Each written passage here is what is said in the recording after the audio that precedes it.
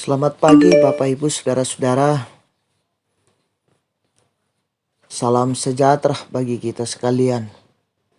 Kita berjumpa lagi lewat Renungan Harian Toraya edisi Minggu 12 November 2023. Mari Bapak Ibu Saudara-saudara, kita bersekutu membaca dan merenungkan firman Tuhan sebelum kita memulai kehidupan kita hari ini. Namun sebelum itu mari kita berdoa. Terima kasih Tuhan, hidup yang Engkau nyatakan kepada kami. Sebelum kami menjalani kehidupan hari ini, kami menyerahkan hidup kami Tuhan dalam persekutuan kami. Kami akan mendengarkan firman Tuhan yang akan menjadi kekuatan dalam menjalani kehidupan ini. Bersabdalah ya Tuhan, kami siap mendengarkan firman-Mu. Di dalam nama Yesus Kristus, itulah Tuhan dan Juru Selamat kami yang hidup. Amin. Bacaan kita pada saat ini dari kitab Wahyu pasal 16 ayat 1 sampai dengan ayatnya yang ke-7. Ayat pertama saya akan bacakan. Dan aku mendengar suara yang nyaring dari dalam bait suci berkata kepada ketujuh malaikat itu, "Pergilah dan tumpahkanlah ketujuh cawan murka Allah itu ke atas bumi." Amin. Judul renungan kita, kedahsyatan murka Tuhan. Mendapat hukuman bukan lagi sesuatu yang asing bagi kita.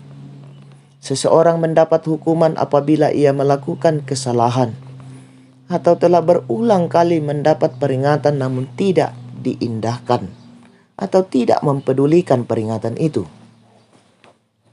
Saudara-saudara, kitab Wahyu sebagai kitab apokaliptik menuliskan tentang penghukuman yang dialami oleh umat Tuhan dan menampilkan peran Kristus sebagai anak domba Allah yang penuh murka akan datang untuk menghukum dunia dan membersihkannya dari kejahatan.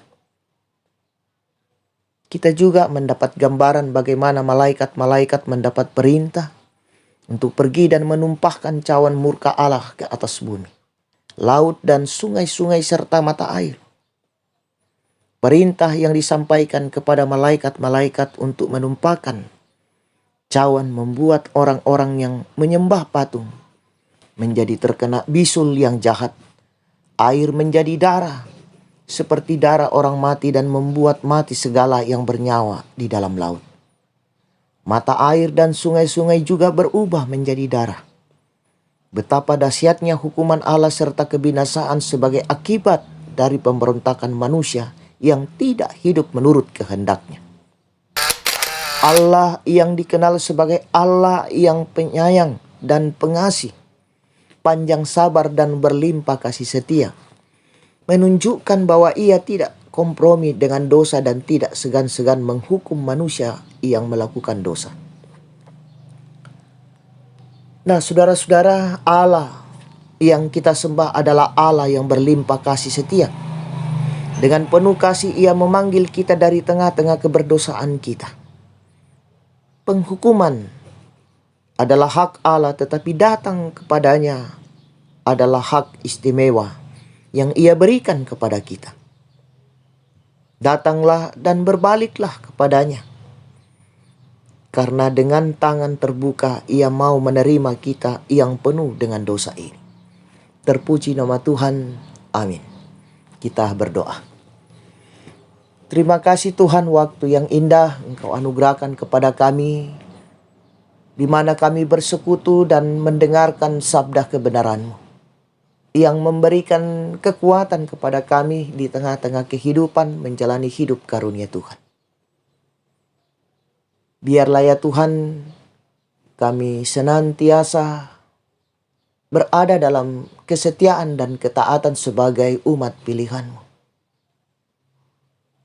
Di saat ini Tuhan, kami datang kepadamu menyerahkan seluruh kehidupan kami, kegiatan dan rencana kami hari ini. Engkau menopang dan menyertai kami Tuhan, sehingga semuanya dapat kami lalui sesuai dengan kehendak Tuhan. Allah Bapa dalam sorga, seluruh kehidupan kami Tuhan, kami serahkan ke dalam tangan pengasihan-Mu. Ampunkan salah dan dosa kami. Dengarkan doa kami yang kami bawa di dalam anak-Mu Yesus Kristus. Itulah Tuhan dan Juru Selamat kami yang hidup. Amin. Selamat beraktivitas. Selamat hari Minggu. Tuhan Yesus memberkati.